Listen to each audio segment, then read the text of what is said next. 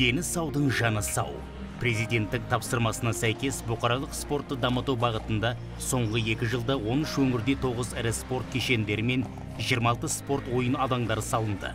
Самұрық-қазына траст қорының қолдауымен Маңғыстау облысы Жаңаөзен қаласында, Қызылорда облысы Махамбетов ауылында, Солтүстік Қазақстан облысы Саумакөл ауылында, Түркістан облысы Кентау қаласы, Орынғай ауылында, Ақтөбе облысы Ембі қаласында, Алматы облысы Айтей ауылында, Жамбыл облысы Қордай ауданы, Әлжанана ауылында, Қарағанды облысы Нұра ауылында ауа тірек құрылымы, Қостанай облысы Әулиекөл ауданы Аманқарағай ауылында дене шынықтыру сауықтыру кешендері салынып, ел игілігіне берілді.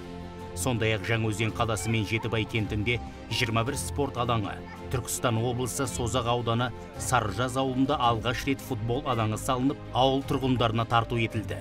Осылайша бұл жоба еліміздің бірнеше өңірінде спорттық инфрақұрылымды дамыту арқылы халықты жыл бойы дене шынықтырумен және бұқаралық спортпен шұғылдануға бағытталды. Бүгінде еліміздің түпкір-түпкірінен ашылған дене шынықтыру сауықтыру кешендерінде халықаралық турнирлер ұйымдастырып, халық арасында спортты тегін оқыту арқылы салауатты өмір салтын дамытуға мүмкіндік берді. Самұрық-қазына ұлттық әл-ауқат қоры. Біз ел игілігі үшін қызмет етеміз.